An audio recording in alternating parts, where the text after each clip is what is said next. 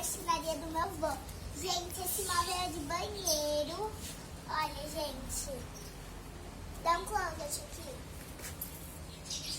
Gente, closet é de roupa. Mas eu não sei falar. Close. É, closet. Dá um zoom aqui. É tipo isso. Gente, também tem esse, que é de cozinha. Ele ainda não tá pronto, ainda falta formigar. O quê? Formicar. É, formicar. E eu formigar, gente, sou louca. Tá com espelho já, gente. Ele passa uma fita pra na hora que ele for entregar não quebrar, gente. Quando chegar lá, ele vai tirar. Já tá pronto esse. Gente, os móveis são de muita qualidade. Não é tão barato assim, né, gente? É um pouquinho caro, mas é porque é de qualidade, né, gente?